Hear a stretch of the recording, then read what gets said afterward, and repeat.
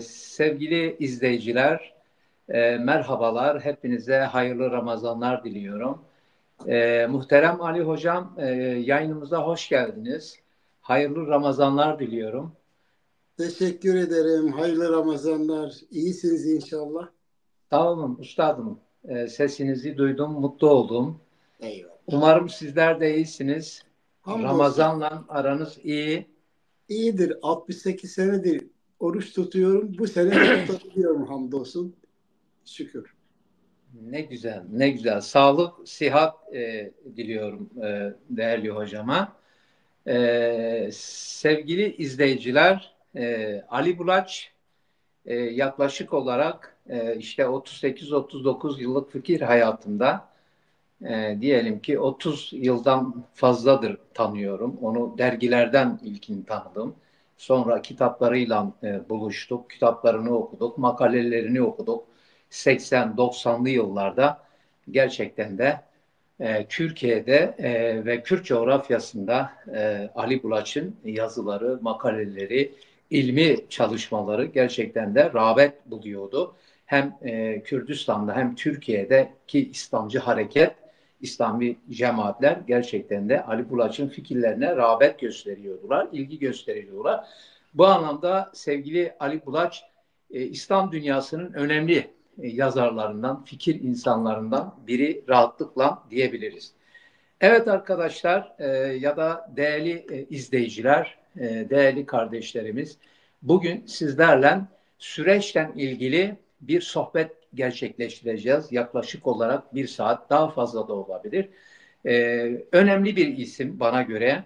Türkiye'de bu meseleyi, yani entelektüel düzeyde, ilmi düzeyde, kitabi düzeyde, sosyolojik, siyaset bilimi, siyaset felsefesi, siyaset sosyolojisi, İslam ilahiyatı, teolojisini referans alarak Kürdistan meselesini ya da Kürt davasını, Kürt meselesini muzakere eden, mukayeseli ilimle, mukayeseli sosyolojiyle bunu değerli toplu analiz eden maalesef bugüne kadar Kürt aydını ya da Türk aydını yapmadı. Yani bunu üzülerek belirtmek zorundayım. En azından ben böyle düşünüyorum. O açıdan ben 5 dakika bir giriş yapacağım. Sonra bu işi gerçekten de uzmanı olan, çok değerli olan konuma bırakacağım. O bize sohbet edecek. Biz de dinleyeceğiz. Yani farklı bir zaviyede, farklı bir görüş, farklı bir perspektif sunan Kürt meselesine farklı pencereden, zaviyeden, mahfilden bakan, ilmi bakan ama gerçekten de entelektüel düzeyde ilmi bakan bu düşünürümüzü, bu yazarımızı birlikte dinleyeceğiz.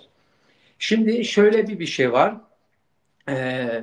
Diyelim ki Kürdistan meselesi aslında İslam dünyasında 1964 olsa gerek. İslam Teşkilatı, belki üstadım beni uyarabilir. İslam Teşkilatı o kuruldu. Tarihten ta bugüne kadar çok sayıda oturumlar yaptı. Platformlar, konferanslar. Bu oturumların hiçbir tanesinde Femi Şinavi'nin tabiriyle ümmetin yetimleri, genç bir İslamcıydı o dönemler tabii. O dönemlerde bu tabiri kullanması da enteresan. Yani Müslümanlar, İslam ümmeti tüm bu toplantılarında, konferanslarında, İslam Teşkilatı'nı kastediyorum, Kürtleri konu edinmediler. Kürtlerin sorunlarıyla ilgilenmediler. Bunlar da ümmetin bir parçasıdır ama bunların ontolojik varlıkları inkar ediliyor. Siyasal egemenlikleri elinden alınıyor. Adeta çarmıha gerilmişler ve bu toplumun şurasından burasından böyle kara delikler açılıyor, hakaretler ediliyor. Oysa ki dinimiz bunu yasaklamışken, Rabbimiz bunu yasaklamışken birbirlerimize kötülük yapmayı, taşkınlık yapmayı, bayilik yapmamızı yasaklamışken ne diye bunlar yapılıyor? Ekseninde bu konu şey yapılmadı. Yani gündem edilmedi. Bu bir. İkincisi Femi Şinnavi sistematik bilgiyle giriş yapıp ustadıma bırakacağım. Sonra Femi Şinavi isminde bir genç bir insan öğrencidir. İşte bugün Irak dediğimiz Kerkük, Musul'da bir üniversite tıp fakültesinde orada öğrenciyken fakülteye geliyor. Galiba bu da İhvan'ın düşüncesinde olan bir genç. Ve orada diyor ki benim dikkatimi bir şey çekti. Tıp fakültesinde okuyan öğrencilerin neredeyse tamamına yakını Araplardan oluşuyordu. Ama orada tıp fakültesinde okuyan Kürt öğrenci yoktu diyor. Sonra diyor hastanenin, yani fakültenin hastanesinde ise neredeyse hastaların ezici çoğunluğu diyor Kürtlerden oluşuyordu diyor. Böylesine enteresan bir manzara görünce diyor benim kafama takıldı diyor ve Kürtlerle ilgilenmeye başladım. Bu enteresan, yani ilginç bir olay. Sonra Türkiye'ye bakıyoruz. Türkiye'de 70'li yıllarda Ali Bulaç hocamız bunu bir fiili olarak yaşadı. Ben 70'lerde, daha 71 doğumluyum ben. Ama 72, 4, 5 o civarlarda Milli Selamet Partisi vardı. Ki Ali Bulaç da Türkiye'deki İslami hareketin en önemli fikir insanlarından biri. Tüm bu dönemlere şahitlik, tanıklık yapmış bir isim. O dönemlerde Milli Selamet Partisi ta 90-92'ye kadar Kürdistan coğrafyasında Müslüman Kürt halkından oy alıyordu. Kürt halkı dindar bir halk ve İslam'ın 1400 yıllık külliyatında, literatüründe, siyasi, askeri, ilmi, bütün yani kulvarlarda katkı sunan bir millet. Gerçekten de öyle. Ve Milli Selamet Partisi 70'ten ta 90'a kadar Kürtlerden bu mazlum, mustazaf dediğimiz bu insanların oylarını aldılar, parlamentoya geldiler ve Kürt meselesiyle ilgili hiçbir e, hizmet yapamadılar. Yani Türk devletini Kemalist diyelim ki ideoloji, Kemalist antagonizmayı Kürtlerin ontolojik varlığı konusunda ikna edemediklerini gördük. Anlatabiliyor muyum? Yani onlar da bir şey yapamadılar ve sonra o dönemlerde Mazlum Der çıktı. Ben de o dönemleri gördüm. Onun kuruluşunda bulundum. O dönemdeki insanları da yakından tanıyordum. Ama Mazlum Der'in o konuda çabaları oldu. Gerçekten de çabaları oldu. Yeterli miydi? Hayır, yeterli olamadı. Yani onlar Kürt meselesini artık görüyordular. Burada bir zulmün, bir taşkınlığın olduğunu görüyordular. Bu millete, bu halka büyük bir hakaret yapıldığının farkına varmıştılar ve gerçekten de bir şeyler yapmak istiyordular. Kürdistan'daki ihlallere değiniyordular ve gerçekten de bu konuda yani şey de alıyordular, risk de alıyordular. Çünkü insanlar kendi can güvenliğini de tehlikeye atıyordu. Mazlum Der'in böyle bir durumu oldu. Burayı da tamamladık. Bir etap daha var. O etabı da söyleyeyim. Sonra ustada bırakacağım. İran'a bakıyoruz. İran'da devrim oluyor. Devrimi etkilenen insanlardan biri benim gibi milyonlarca insan tabii ki.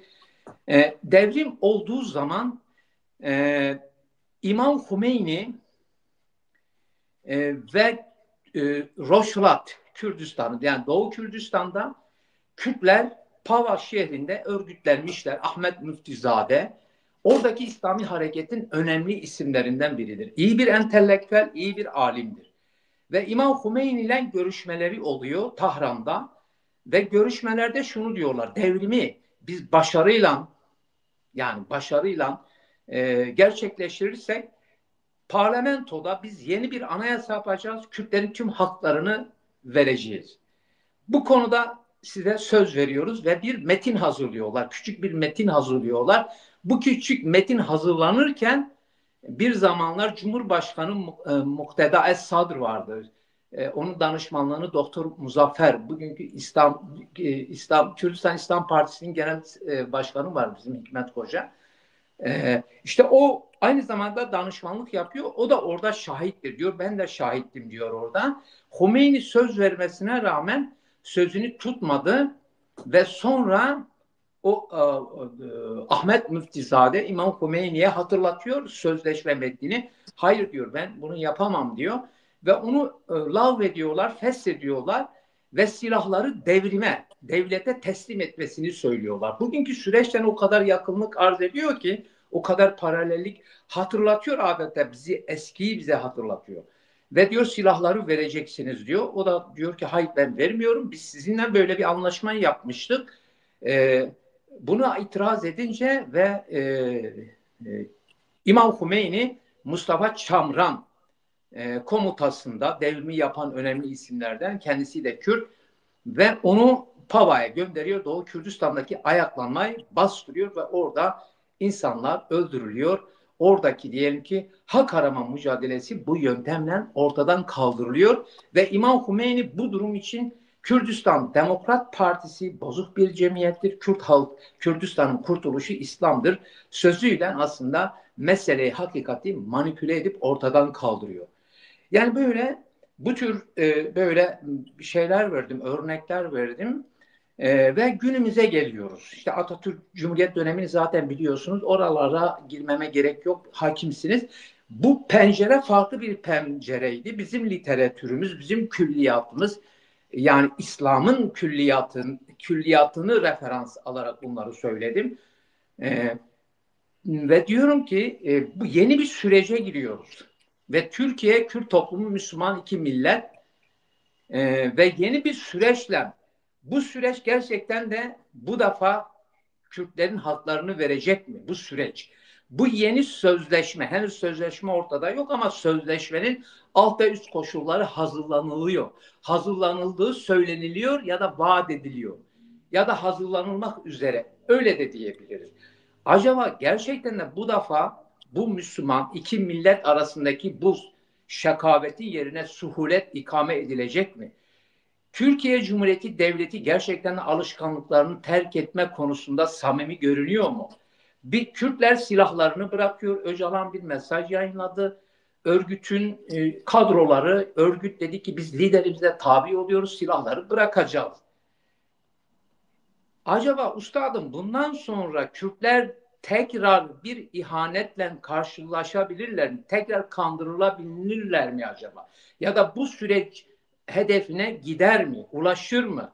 Bu sorun çözülür mü? Silahlar artık susar mı? Ve demokratik kanallar açılır mı? Ve süreç gerçekten de süreci samimi buluyor musunuz ve destekliyor musunuz? Evet, teşekkür ederim.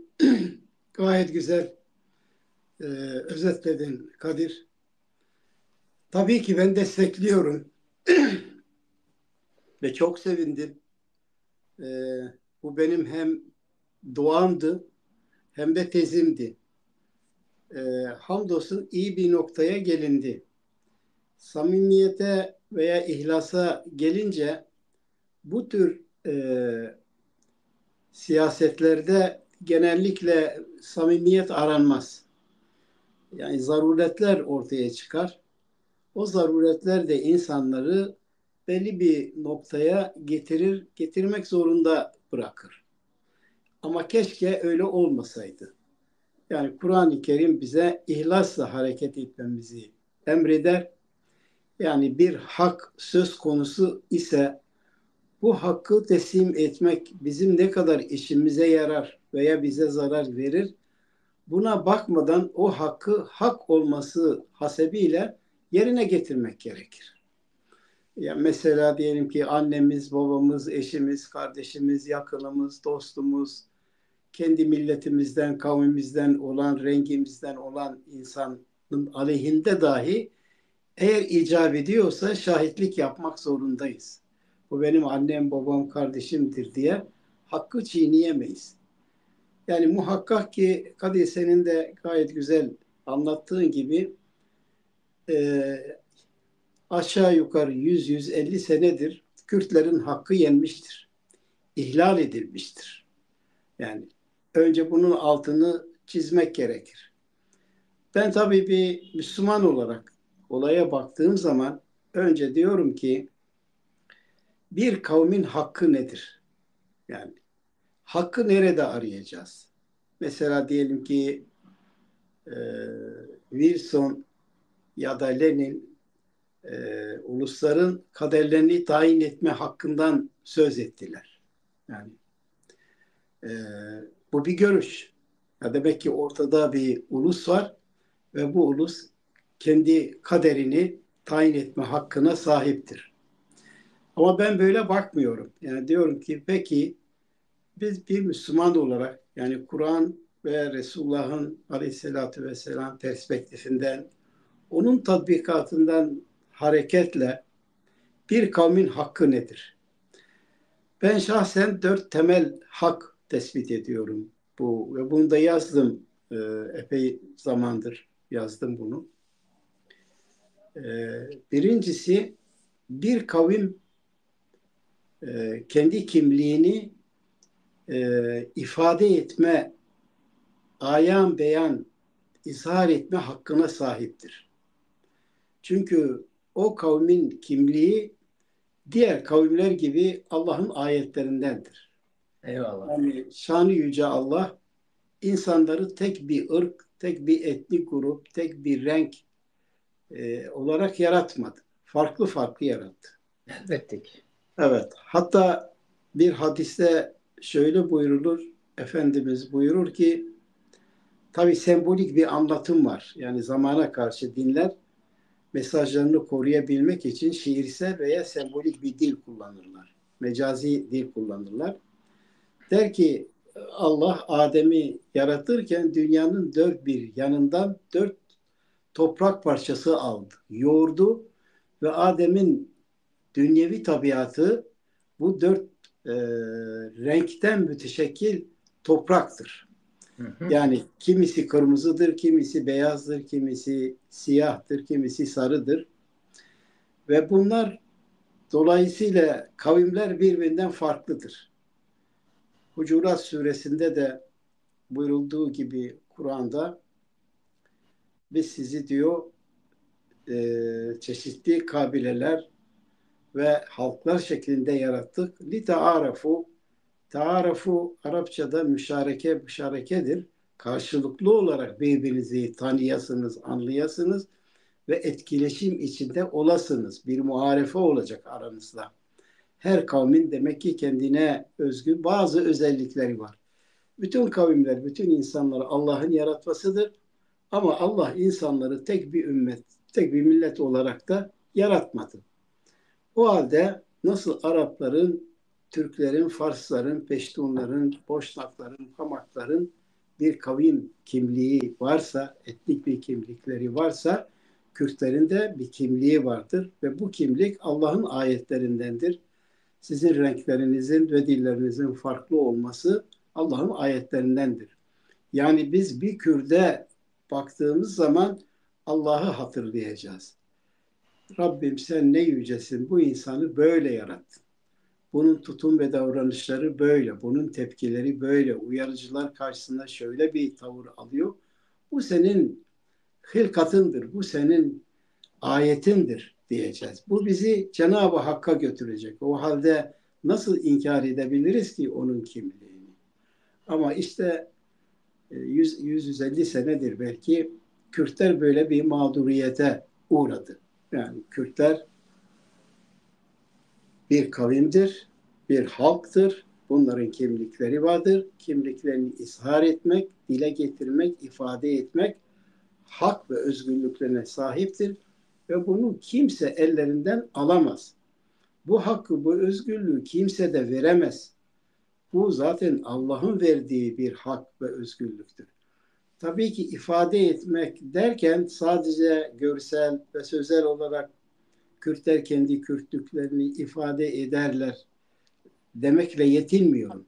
Aynı zamanda kamusal olarak da ifade edecekler. Yani kamusal varlıklar, bireyler olarak da Kürt olarak da var olacaklar. Yani Kürt bir insan bakan olabilir ama Kürt olarak bakan olacaktır. Yani Araplaşarak veya Türkleşerek veya Farslaşarak değil, Kürt olarak bakan olacaktır. Peki Türkiye'de de üstadım literatür olarak diyelim ki hani anlattım ya yani o kronolojik bir kısa bir bilgi şey yaptık aktardım izleyicilerimize.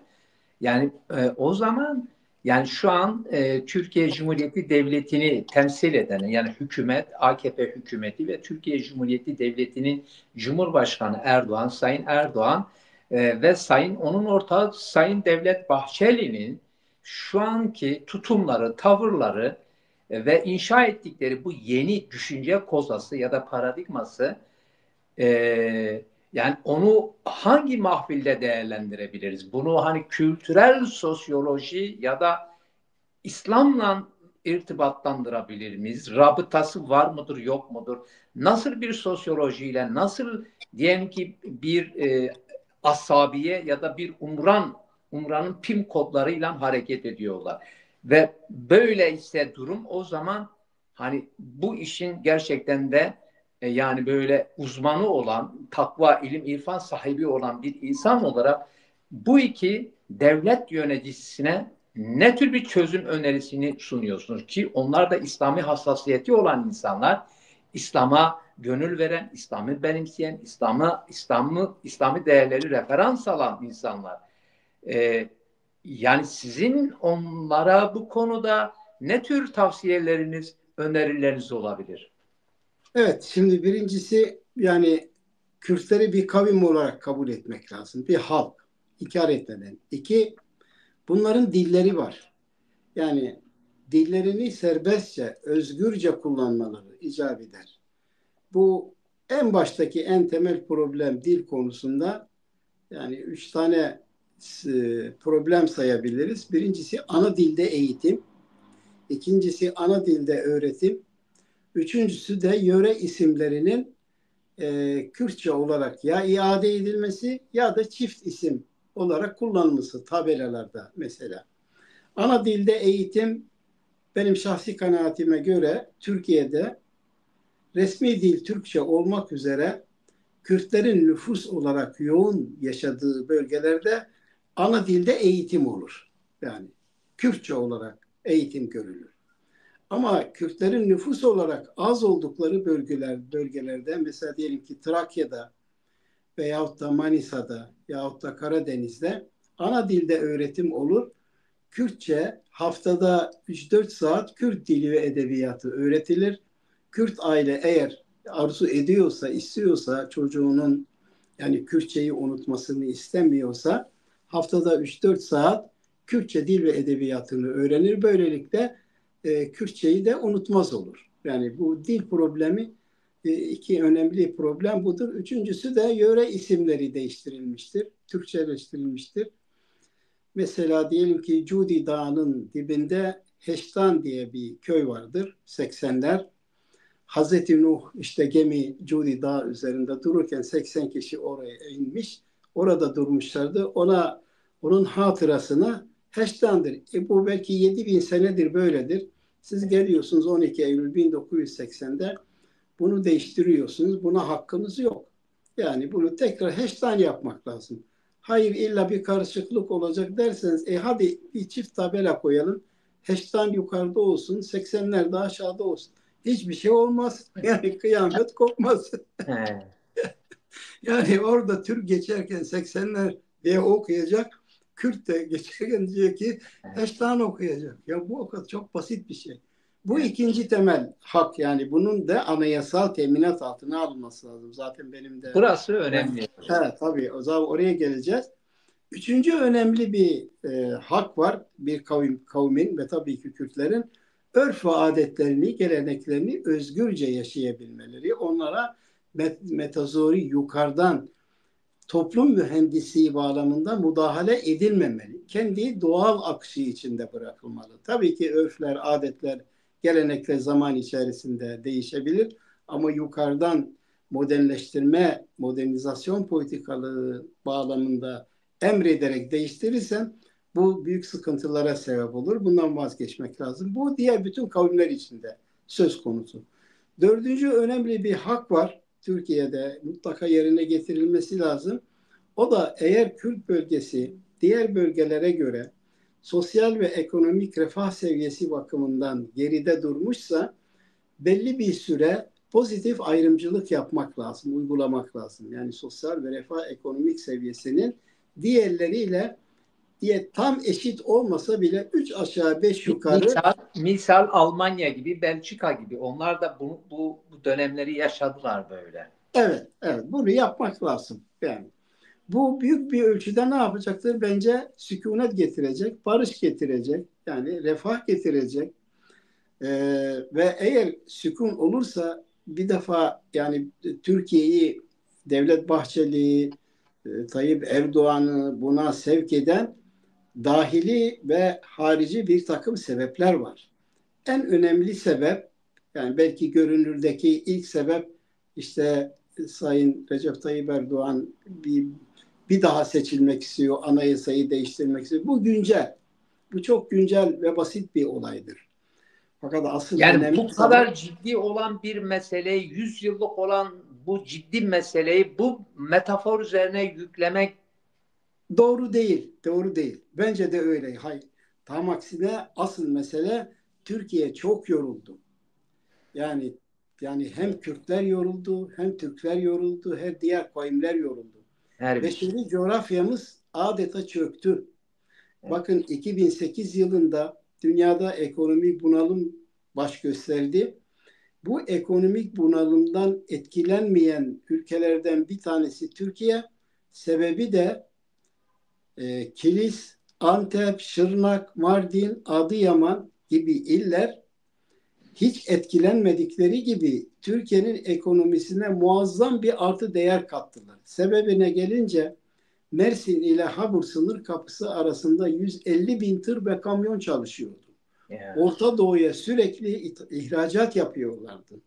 Halbuki bir savaş ortamında silahlı mücadelelerin karşılıklı olarak devam ettiği bir ortamda ekonomi çöker, refah seviyesi düşer, insanlar büyük sıkıntılara e, maruz kalırlar. Bir de Türkiye yoruldu. Buna artık bir çözüm getirmek gerekir. Bu yorgunluk Türk bölgelerine de kendini hissettirmeye başladı. Yani bir noktadan sonra Kürt olmayan diğer etnik gruplar da yeter demeye başladılar. Ya bu ne olacak yani bu Kürtler Türkiye'yi bölüp böyle Yani içerideki ortasından ve dışarıdaki şartlar olgunlaştı mı diyorsunuz? daha içerideyi anlatıyorum. Dışarıya da geleceğim. Evet doğru. İçeride yani daha oradayız. Bunu şey yapmak lazım. Yalnız burada bir anti parantez açayım. Bazen Kürt aydınları ki ben Kürt meselesiyle çok yakından ilgileniyorum. Yani Ben 84'ten şahidim, ben şahidim. evet işte mesela Kürtler nereye diye 400 sayfalık bir kitap yazdım. Olayları tabi 90'da da bu az önce bahsettiğiniz Mazlum Der'in şeyinde tebliğ sundum. O gün söylediğim çözümler bugün de geçerli. Hiçbir değişiklik olmamıştır. Aradan 30-35 sene geçtiği halde. Şimdi Türkiye'deki Kürt meselesine karşı üç ayrı milliyetçi tavır var. Yani sembolik olarak anlatacağım. Bir, İzmir merkezli Rumeli tepkisi. İkincisi Trabzon merkezi Kafkas e, milliyetçiliği tepkisi. Üçüncüsü Yozgat merkezi Anadolu milliyetçiliği Aa, merkezi. üstadım mükemmel, müthiş. Evet, eğer bunları partiler seviyesinde ifade etmek gerekirse İzmir merkezi Rumeli milliyetçiliği CHP milliyetçiliğidir. Atatürk milliyetçiliğidir. Ve bu Kürtlere karşı sıfır tolerans taşır. Yani şu anda gerçi CHP o da destek veriyor. Bu da dahili sebeplerden dolayı değil. Biraz sonra belki ele alacağımız harici sebepler dolayısıyladır. Bu da güzel bir şeydir. Yani sevinmek lazım ayrıca.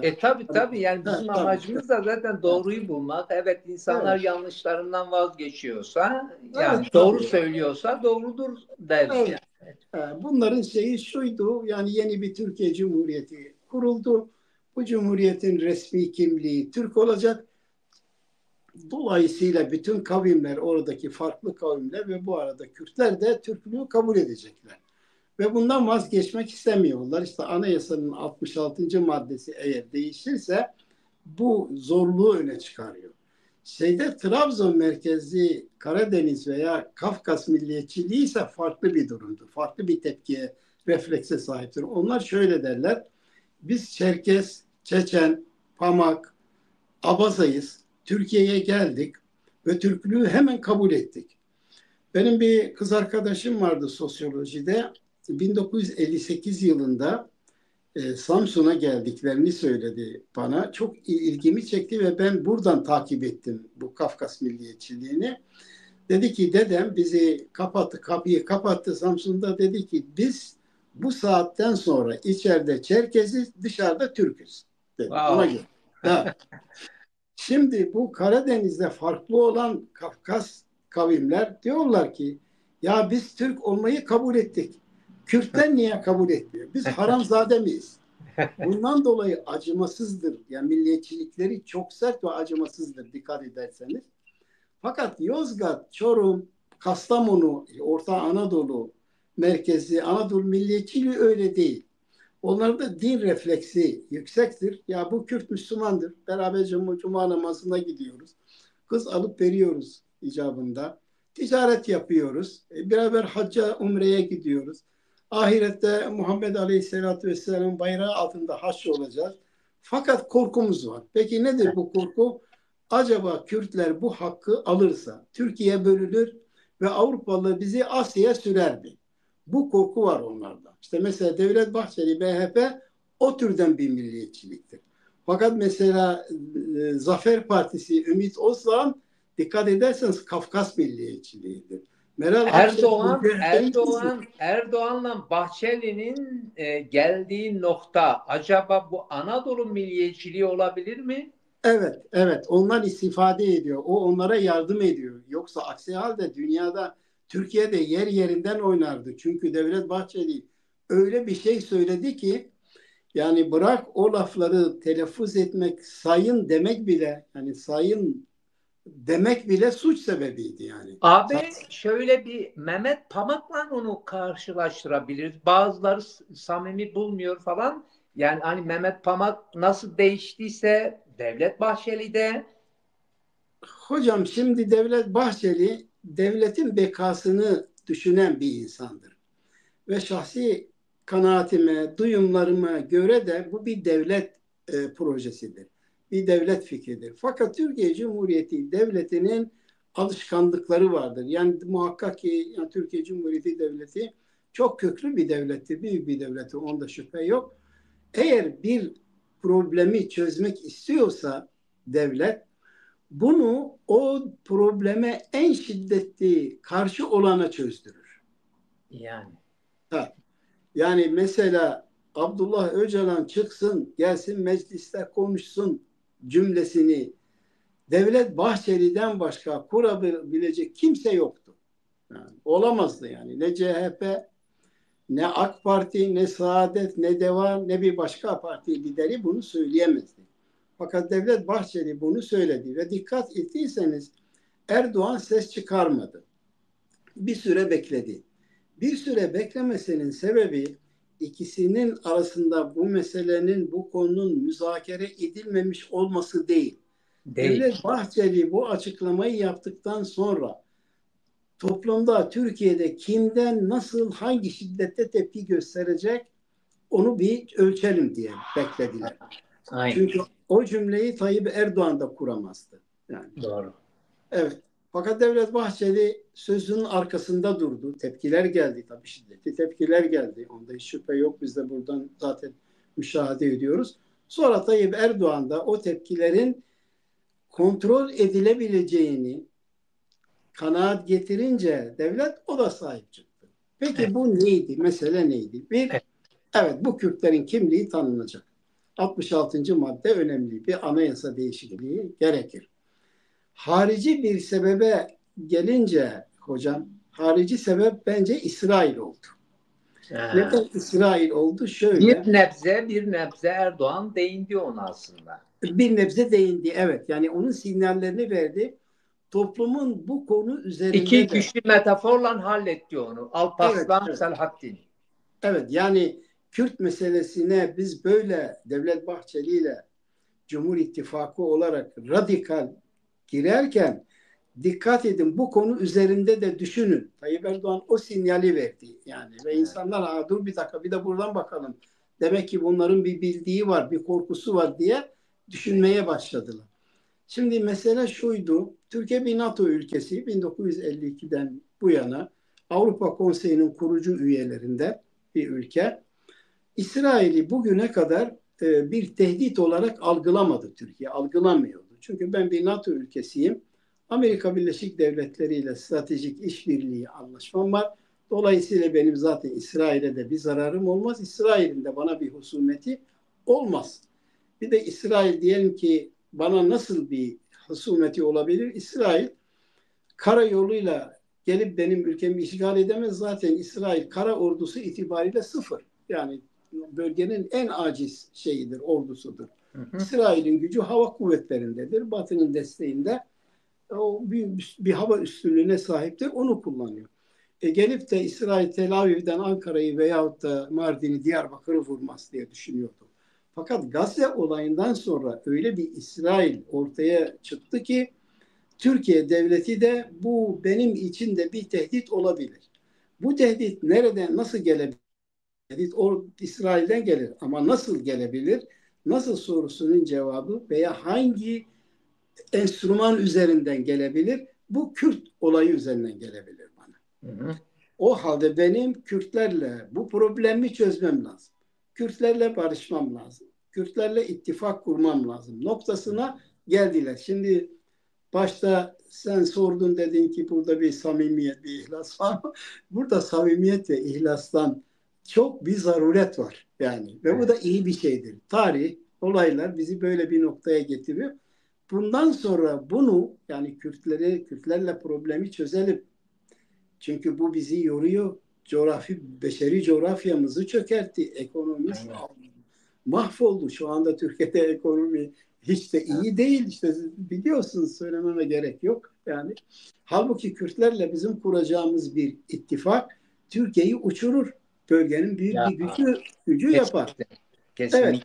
Kesinlikle. Peki yani peki Kürtlerle Türkler arasında bir temel bir çelişki mi var? Yok. Ben Yok. 3 defa Erbil'e gittim. Yani ha Urfa'ya gitmişim, ha Mardin'e, ha Şırnak'a, ha Erbil, aynı. Onun devamı. Aynı. Gelenekler, örf, adet, yemek, Bir pazar. toplum bilimci gözüyle Aynen öyle. Aynen. Yani Kürt demek istiyor ki kardeşim, ben de seninle birlikte diğerleri gibi sahibi olacağım. Dilimi konuşacağım, türkümü, şarkımı söyleyeceğim. Sen buna karışma. Tamam, ben karışmayayım. Yani beraber bu bölgeyi yeniden dizayn edelim. aynen. Dolayısıyla bunu yapınca ve hakikaten bu olayda bir defa Kürtler çok büyük bir olgunluk gösterdiler. Mesela ben bu proje açıklandığında, yani Abdullah Öcalan çıkar ve bu açıklamayı yapar da risk almaz mı? Çünkü bu büyük bir riskti de aynı zamanda. Bir şey Yani söyle. çok büyük bir risk değil mi? Yani Tabii, Sayın tabii. Abdullah Öcalan'ın aldığı çok büyük bir risk. Çok büyük bir risk. Ya sen 25 senedir zaten bu meseleden dolayı yatıyorsun. Bir de öyle bir risk alıyorsun ki sözünü dinlemeyecek olurlarsa, yani Kürt seçmen var içeride, deme oy veren, Kandil var, Avrupa var, efendim bunların entelektüelleri, aydınları var, akademisyenleri var, kamuoyu oluşturan kanaat önderleri var, din adamları var vesaire vesaire. Eğer bunlar bu çağrıya olumlu cevap vermezler ise bu Abdullah Öcalan ve Kürt hareketi açısından büyük bir riskti. Fakat sonra şöyle düşündüm. Devlet Abdullah Öcalan'ı da riske atmaz.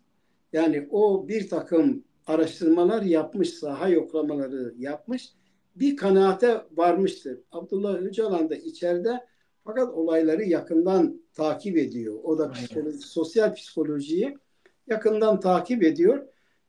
Buna rağmen risk de aldı. Onu da söyleyeyim. Yine de risk. Bu anlamda mesaj küresel ölçekte hedefine vardı mı? Nasıl yani nasıl karşılık buldu? Siz nasıl değerlendiriyorsunuz? Kadir Bey, bir kere mesela Arap alemi olumlu karşıladı. Yani bir Arap takip edebildiğim kadarıyla Arap medyası iyi karşıladı. Tebrik ettiler hatta. Çünkü Kürt meselesi onları da yoruyor. Yani Aynen. Suriye'de, Aynen. Irak'ta yoruyor. İran daha ihtiyatlı, daha temkinli davranıyor.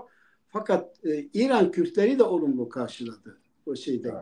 Kürt bölgesi olumlu karşıladı. Şimdi uluslararası küresel düzeyde ise küresel düzeydeki tepkileri ikiye ayırmak gerekir. Bir, olayı, sorunu kendinde sorun olarak gören vicdan sahibi entelektüeller var, aydınlar var, sivil toplum kuruluşları, medya var. Bunlar olumlu karşıladı. Bir çatışma, bir problem ortadan kalkacaktır.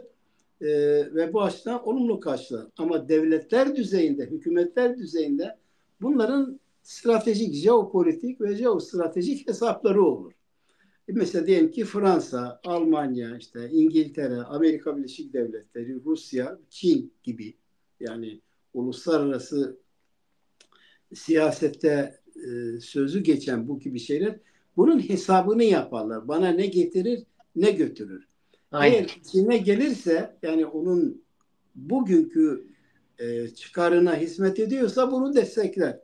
Etmiyorsa bu Yani sefer burada bu Devletler Ligi için orada ihlas ya da yok. ahlak ölçü değil.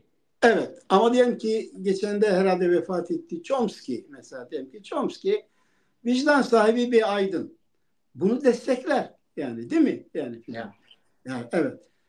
E, Yani ben mesela o kadar sevindim ki yani filan, ya bir kan dursun. Ben o bölgenin insanıyım. Ben biliyorum oradaki insanların neler çektiğini. Bir de tabii şunu da söyleyeyim ben Kadir Bey. Henüz daha tam olarak da süreçten emin değiliz. İçeride tepkiler var içeriden. Dikkat edin, mesela TUSAŞ'a bir saldırı yapıldı. Çok ciddi bir saldırıydı Ankara, ki Türkiye'nin merkezi, kalbiydi o. O bir ihtardı. Hemen arkasından Esenyurt, İstanbul'un en büyük ilçesi, Mardin, Halfeti ve Batman e, belediyelerine kayyum tayin edildi. Şimdi mesela Mardin'e niye kayyum tayin ediliyor? Ahmet Türk var orada. Ahmet Türk, Arapların da Süryanilerin de çok sevdiği bir adam. Ben işte ayağım kırıldı, Mardin'e gitmiştim 5-10 günlüğüne. 2 ay kaldım. O arada bütün akrabaları, konu komşu gezdim. Hepsi onu çok seviyor. Ya diyor ki keşke her zaman Ahmet Türk gibi bir adam olsa bizim başımızda. Yani hem Artuklu'yu kazandı de, hem de büyük şehri kazandı. 3 kere seçilmiş ve 3 kere kayyuma maruz kalmış bir insanı gidip ve halkın çok sevdiği, mesela dağdakilere ben duyum aldım, Ahmet Türk şey demiş, sakın demiş böyle Arapları, yerli halkı rahatsız edecek şeyler yapmayın filan, yani böyle hani taşkınlıklar filan yapmayın filan mesela. Hadi rahatsız olma. İlk 6 ayda biraz tedirgin oldu Araplar seçildikten sonra, ilk seçimler. 6 aydan sonra ya bu ne iyi bir insan ya, bizim gibi bir adam zaten filan diye yani. Şimdi onu gidip sen ona kayyum tayin ediyorsun. Bu ne? Bu sabote etmektir. Halfeti'nin belediye başkanına kayyum tayin ediyor. Halfeti de Abdullah Öcalan'ın şeydi, memleketi. Sembolik bir anlamı var. Batman'a kayyum tayin ettiler. Batman'ın şeyiyle Hüdapar'ın adayı seçimden önce bir araya geldiler. Bu çok enteresan bir şeydi. Yani Onu da demin aday, sabote ettiler diyelim. ya evet, şimdi işte içeride de bir grup, bir odak, yani devletin içinde bunu da istemiyor. Yani bu sürecin başarıya ulaşmasını da istemiyor. Çünkü burada da başka işte şeyler var, hesap kitaplar var. Ama şu anda inisiyatif e, Erdoğan'ın ve Devlet Bahçeli'nin elinde, bunu başarıyla götürecekler. Buradaki problem, ha bir de bir şey, mesela Irak Kürdistan'ı destek verdi. Çok önemliydi o. Çünkü onların bir prestiji var yani Kürt şeyi üzerinde. Ve Doğru. herkes bu konuda bir de böyle bir olay vuku bulduğunda onlara kulak verir. Ne der Barzaniler der. Yani Barzaniler de böyle sıradan insanlar değil. Yani mesela İştir. benim değerlendirmeme göre eskiden mesela Yasser Arafat, Rauf Denktaş, Barzani, bunlar değişik bölge şeyleri, siyasetçileriydi. Böyle bir Doğru. bilgelik Doğru. tarafları var. Dikkat edin, kullandıkları dil farklı, halkla temasları farklı, diğer kavimlerle temasları farklı. O açıdan onlar da destek verdi. Kadir Bey, burada bence şu anda temel problem Suriye'de işte YPG ile olan şey ne olacak? Şey ne olacak? Ya onun Evet, onu tayin edecek soracaktım. olan, Evet, oradan Orta Doğu'ya, İslami hareketlere hakim olan bir insan ki bence evet, sizin gibi insanların ekranda daha çok konuşması gerekiyor bu konuları. estağfurullah. Buyurun.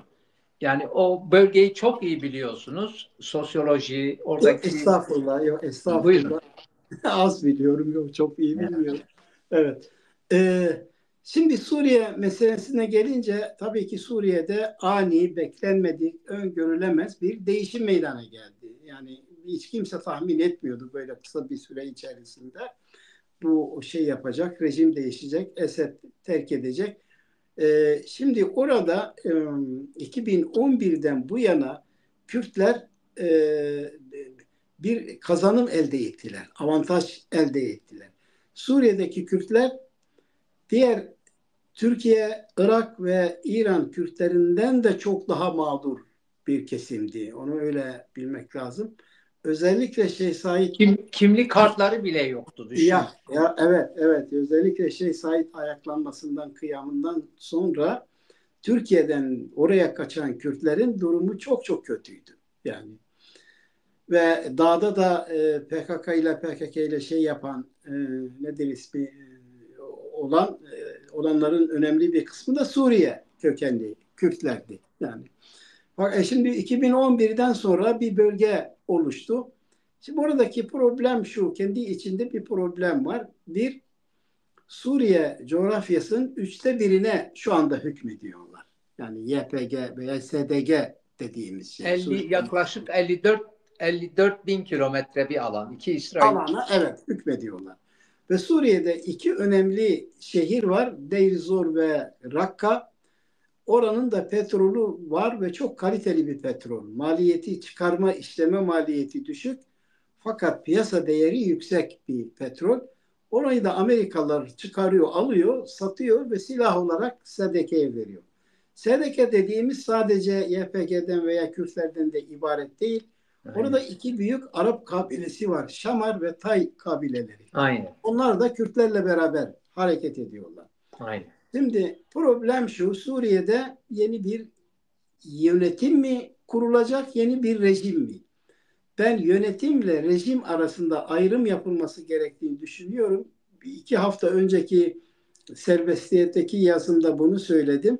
Yani eğer yönetim değişirse bir şey değişmeyecek. Rejimin değişmesi lazım. Şimdi rejim değişecekse en temel problem bir, HTŞ şu anda duruma hakim. Fakat en büyük şey Kürt kütlesi. Dürziler var, Nusayriler var, İsmaililer var. Az bir Şii grup var. Hristiyanlar var. Bir de laik Arap milliyetçileri var. Yani İslamcı olmayan Arap milliyetçileri var. Şimdi bütün bunları bir şemsiye altında eğer toplayabilecekse bu yeni bir rejim değişikliği gerektirir ve ismin de değişmesi gerektirir. Ben bir aydır sürekli diyorum ki bu Suriye Arap Cumhuriyeti olmaz, Suriye Birleşik Cumhuriyeti olsun. Yani herkesi içine alan, Dürzileri de, Nusayrileri de, Kürtleri de, Arapları da içine alan bir cumhuriyet. Bu konuda Sizin bahsettiğiniz yani Rojava'daki yönetimin de facto'nun paradigması aynı yani. evet evet tabii zaten Aynı. yani vicdan ve akıl açısından da baktığın zaman böyle olması lazım. Yani bir kıyamet kopmaz, hiçbir şey olmaz. Ne olacak yani? İnsanlar orada rahat edecekler. Kaynakları adilane bölüştürmeye Aynen. çalışsın. Evet, Aynen. insanları zorlamayın kendi görüşünüze, inancınıza Aynen. göre. Siz de kendi inancınızı rahatça yaşayın. Yani filan. Aynen. Ha. Peki bu elimizde bu konuda bir formül var mı? Ben var. Uzun zamandır 2 defa da yazdım. Peygamberin Medine'de yaptığı modeli şu anda Suriye'ye uygulayabilirsiniz. Fakat HTŞ şu ana kadar yanlış yapıyor. Birincisi Suriye Arap Cumhuriyeti isminde ısrar ediyor. İkincisi anayasa taslağı hazırlıyor. Buna hakkı yok. Yani sen eğer bu anayasa taslağını hazırlayacaksan Kürtlerin, Arapların, Sünni laik Arapların, Nusayrilerin, Dürzilerin de buna katılması lazım. Liderlerinin buna katılması lazım. Onların ilim adamları var, akademisyenleri var, sözcüleri var, kanaat önderleri var. Siz bir mutabakata varacaksınız ana maddeler üzerinde. Sonra bir hukuki bir heyet, hukuklardan müteşekkil bir uzman heyeti bunu teknik bir dile dökecek. Ama Aynen. Kürt de, Dürzi de, Nusayri de, Sünni de kendini o anayasada bulacak. Anayasa Aynen. bir toplum sözleşmesidir. Sözleşme ne demektir? Karşılıklı icab ve kabule dayalı, rızaya dayalı bir muahede demektir. Ben kendim hazırladım. Tamam çok da güzel hazırladım. Herkese dayatıyorum. Bu olmaz. Bu olmaz. Burada hata. Mustafa Kemal Atatürk ve arkadaşlarının yaptığı bir yasa gibi mesela. Yani benim şahsi kanaatime çok yazdım ben bu anayasa konusunda. Bir defa askerler anayasa hazırlayamaz. partiler anayasa hazırlayamaz. Bilim Evet. adamları, akademisyenler anayasa hazırlayamaz. Toplum hazırlar. O zaman toplum ne demektir? Toplumun kanaat önderleri, liderleri var. Tabii liderleri var. Bunlar bir araya gelir, otururlar kendi aralarında müzakere ederler uzun bir süre. Bir mutabakat, diyelim ki 20-30 maddede mutabakat sağlanır. Sonra bunu hukukçular teknik bir dile, hukuk diline çevirirler. Referanduma sunulur. Kabul edildikten sonra oldu bu anayasa. Ama ben AK Parti'yim, işte veya MHP'yim veya da DEM'im. Benim bir görüşüm var. Ben anayasa hazırladım. Herkes buna uysun. Bu olmaz işte. Olmaz. Ama inşallah olaylar bizi oraya götürecek. İyimser olmak lazım. Dua etmek lazım. Güzel bir mecraya girdik. Desteklemek lazım diye düşünüyorum.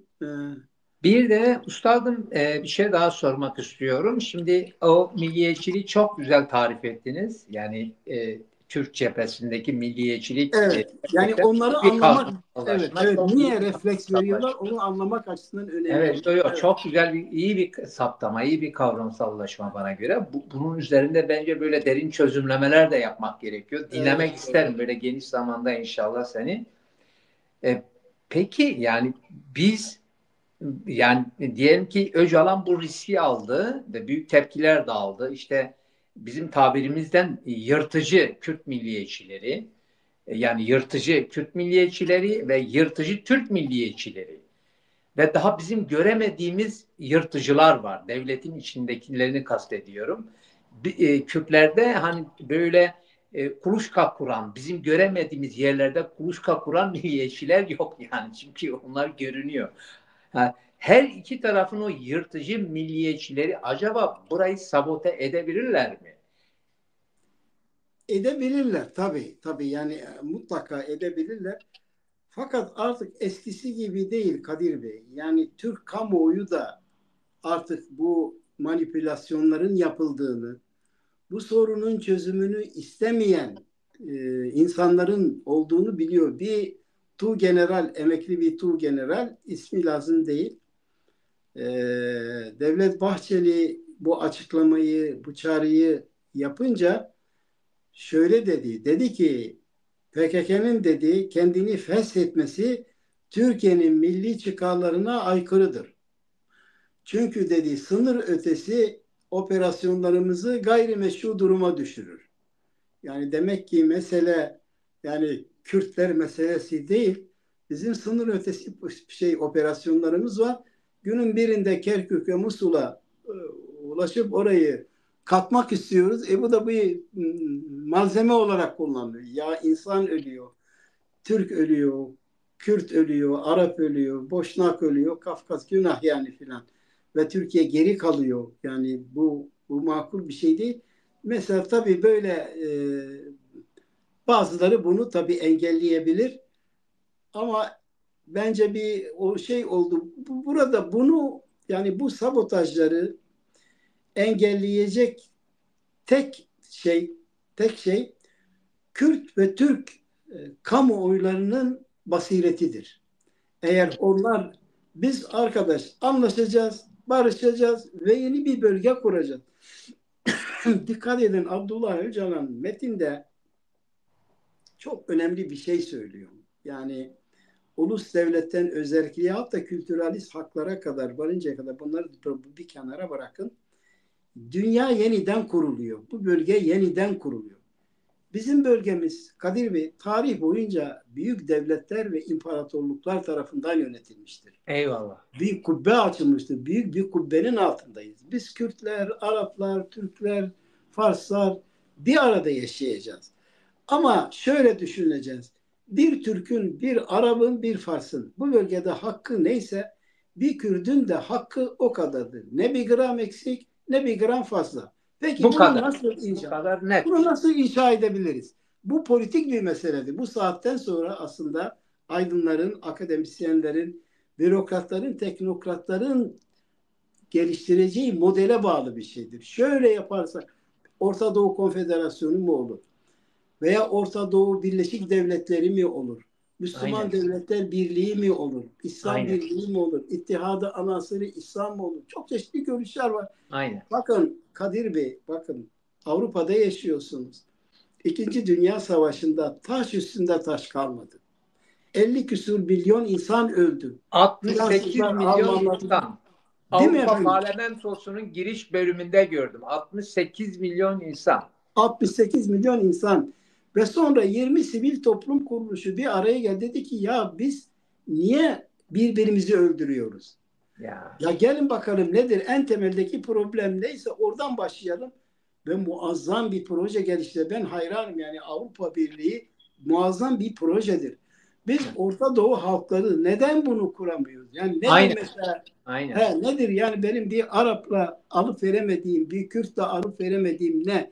Yani Kürt Kürtçe şarkı söylediği İşte zaman Öcalan'ın bu paradigması aslında oraya işarettir yani. Öcalan bir bence de rota öyle. çiziyor. Evet, Orta Doğu'na, İslam dünyasına bir rota tayin ediyor. evet, Yani evet, öneriyor, bir tavsiyede bulunuyor ama biz sanki çevrim dışındayız. evet, Devletler çevrim dışı, toplumlar evet. çevrim dışı.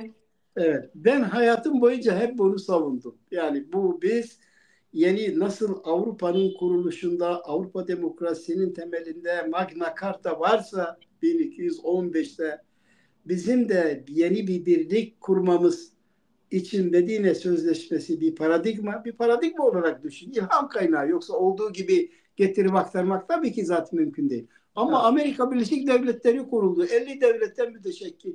Ya aynen. Avrupa Birliği nasıl oldu siz biliyorsunuz. Ya. Ortak pazar, Avrupa Ekonomik Topluluğu, Avrupa Topluluğu, Avrupa Et, Birliği, biraz etap sonra etap. Avrupa Etap Devletler etap. Birliği olacak. Biz Etap niye etap. bir birlik kuramıyoruz? Bölgede kuramıyoruz. Kurabiliriz Allah'ın izniyle. Ve o zaman da biz dünyanın merkezindeyiz. Dünyanın merkezi burasıdır. Demokrasinin merkezi burasıdır. Bakın bir kitap söyleyeceğim size. John Kane, Demokrasinin Kısa Tarihi adlı bir kitabı var. Hatta hemen size göstereyim. Elimin altında.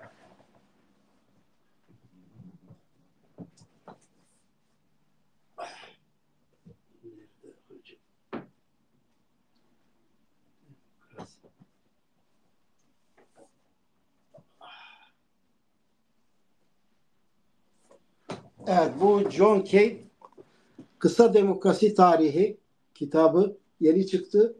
İngiliz bu. Diyor ki demokrasinin ana yurdu Mezopotamya'dır.